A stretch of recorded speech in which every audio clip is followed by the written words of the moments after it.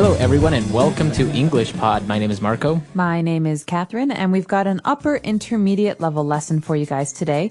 This one is all about a crime scene. That's right. So we are going to be at a crime scene. We are with the police officers, and we're going to take a look at some very, very interesting and specific vocab to like police and a crime and all that. That's right. So if you're a fan of the TV show CSI, or you like some of these investigation police work TV shows, this is a lesson for you. That's right. So why don't we go and listen to the dialogue for the first time.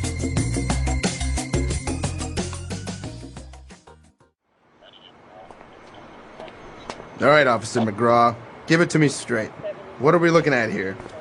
Detective McGee, we're glad to see you. We could sure use your expertise on this one. It's a break-in, but nothing seems to have been stolen. We received a call from the Bear family at around 10:30 this morning. They'd gone out for a walk before breakfast and came home to this mess. Broken chairs and porridge all over the place. Apparently, Mama Bear had made the porridge a little too hot, you see, and they were waiting for it to cool down. Okay, then, let's start examining the evidence. Have the forensics team been in yet? Yes, sir. They found some fingerprints on the bowls and are analyzing them back at the lab as we speak. Hopefully they will be able to identify the burglar soon. Aha! What's this? A strand of golden hair. This is a very important piece of trace evidence, McGraw. It tells me the suspect has long golden hair, and very few men have long golden hair. So our criminal could be a woman. A woman? Was she working alone? Did she have an accomplice? An accomplice? No, McGraw. She was definitely working alone. See here, there are footprints in the porridge. Here on the floor, small footprints. This tells me that our suspect is small and could possibly be a child. A child? Surely not, sir. We must follow the clues, McGraw. The evidence doesn't lie. Now, let's reconstruct the crime. The suspect came in, sat in each chair, breaking the smallest one into little pieces. Next, the porridge.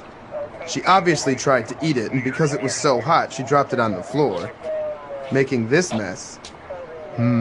Interesting. These footprints seem to lead upstairs.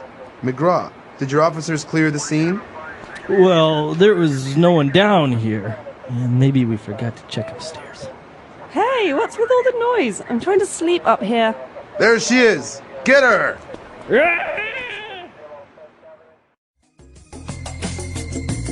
All right, we're back. So a lot of interesting phrases there. They are obviously investigating a break-in.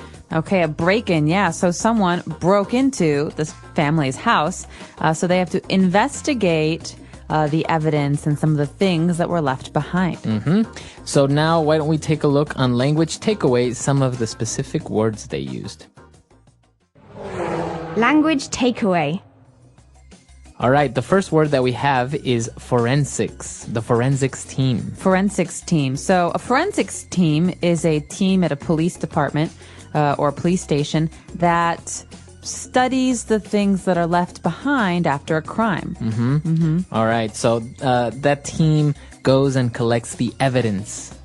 So you could look at hair or fingerprints or footprints, things like that. A forensics team is kind of like a team that puts together puzzle pieces, trying to figure out what the story was.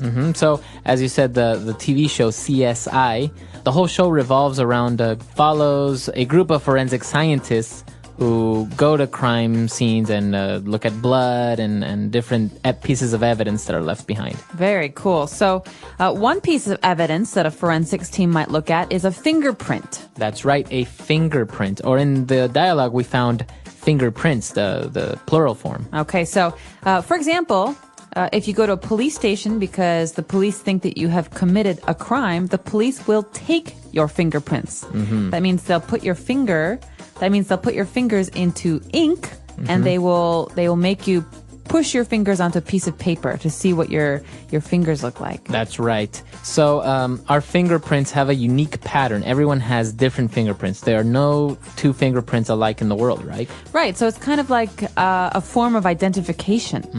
Very good. That's right. So that is your fingerprint.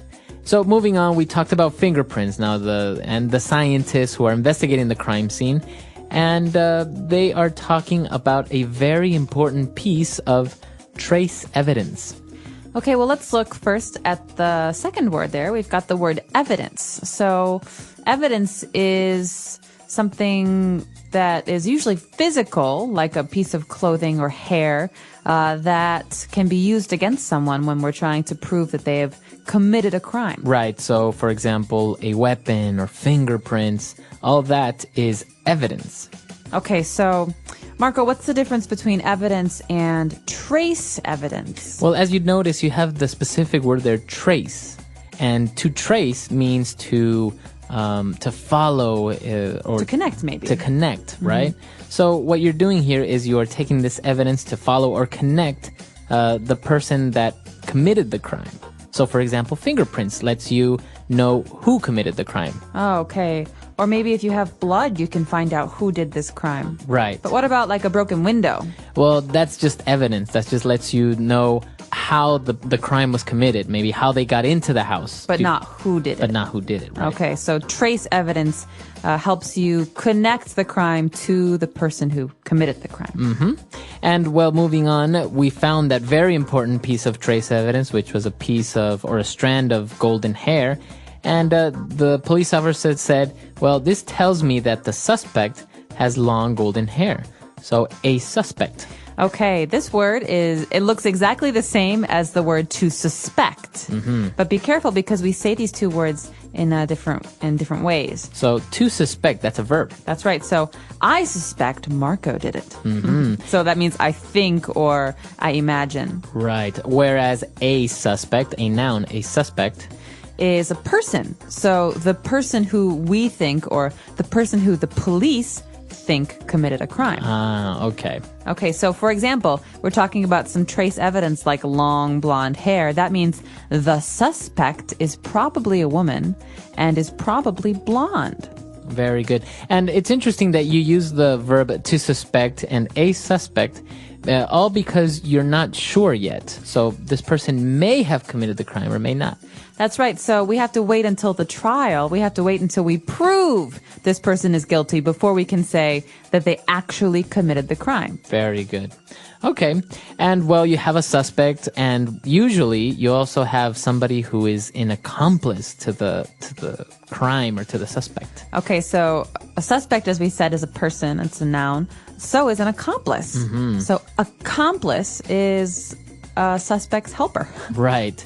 So basically, if you're robbing a bank and I wait outside in the car, right, while you're robbing the bank, then I am an accomplice. That's right. And under most laws, you could be sentenced to jail. Right. So the accomplice usually doesn't commit the crime, right? You robbed the bank, but I just waited outside in the car to drive you out. So I didn't rob the bank. Right, but sometimes accomplices do also have guns and shoot people or knives. So an accomplice is basically just the helper of the criminal, but they can get in trouble too. Right. So basically it's a person that helps out and knows about the crime but didn't tell the police about it. Exactly. Right? That's a really important aspect. Okay. So a lot of interesting words there, all related to crimes. Why don't we move on now to a couple of different phrases that we have prepared for you on Fluency Builder. Fluency Builder. Okay, I like this first phrase. It's a phrase you might hear a lot actually in police shows. Mm-hmm. Give it to me straight. Give it to me straight. Actually, also you can use it when you're just talking to someone and they're like hesitant, right? Like, I don't know how to tell you this, but I'm not so sure. I don't think you're gonna like what I have to say. So I can just say, okay, come on, just give it to me straight. Okay, I don't like your shirt. No, I'm just kidding. It's a nice shirt. But what you're basically asking for is the person to say, be honest with me. Be direct. Be direct. Straight can mean both of those things. Honest or straightforward or quick. You don't want someone to go around and say lots of different things. So I guess, yeah, that does make sense. Give it to me straight maybe comes from straightforward. So to be straightforward is to not hesitate to just say something directly and honestly. Exactly. Okay. So moving on to our next phrase, McGraw is talking about the bowls. And he said, well, they are analyzing them back at the lab as we speak. As we speak. Okay, so this is actually a phrase that refers to time. So in this instance, what he's basically saying is right now. They're being analyzed right now or Okay. in this moment. So it's a way of indicating that something is happening at this very moment. Exactly. So I could say, did you know that the president is giving a speech as we speak? Okay, so that means the president is talking right now. Exactly. As we speak. Okay, very good phrase.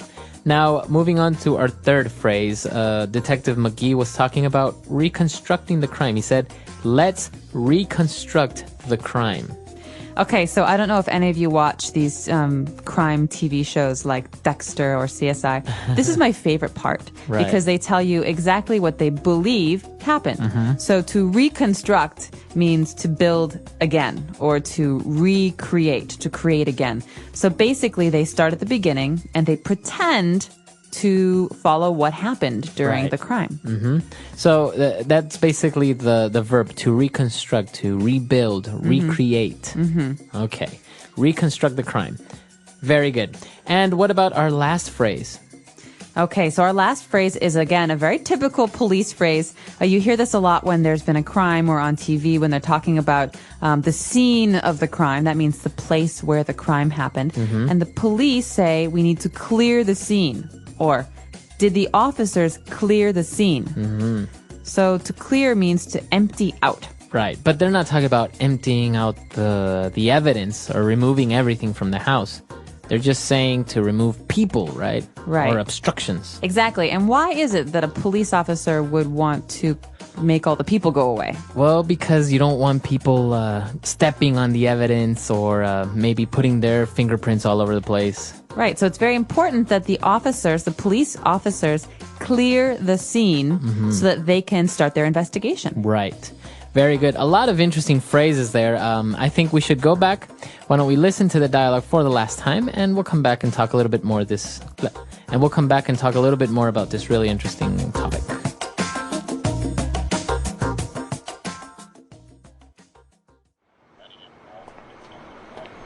All right, Officer McGraw, give it to me straight. What are we looking at here? Detective McGee, we're glad to see you. We could sure use your expertise on this one. It's a break-in, but nothing seems to have been stolen. We received a call from the Bear family at around 10:30 this morning. They had gone out for a walk before breakfast and came home to this mess. Broken chairs and porridge all over the place. Apparently, Mama Bear had made the porridge a little too hot, you see. They were waiting for it to cool down. Okay, then, let's start examining the evidence.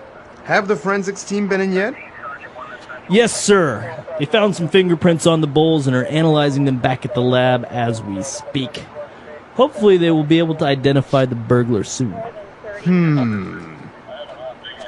Aha! What's this? A strand of golden hair. This is a very important piece of trace evidence, McGraw. It tells me the suspect has long golden hair, and very few men have long golden hair. So our criminal could be a woman. A woman? Was she working alone? Did she have an accomplice? An accomplice? No, McGraw. She was definitely working alone. See here, there are footprints in the porridge. Here on the floor, small footprints. This tells me that our suspect is small, and could possibly be a child. A child? Surely not, sir. We must follow the clues, McGraw. The evidence doesn't lie. Now, let's reconstruct the crime. The suspect came in, sat in each chair, breaking the smallest one into little pieces. Next, the porridge. She obviously tried to eat it, and because it was so hot, she dropped it on the floor, making this mess. Interesting. These footprints seem to lead upstairs. McGraw, did your officers clear the scene? Well, there was no one down here. And maybe we forgot to check upstairs. Hey, what's with all the noise? I'm trying to sleep up here. There she is! Get her!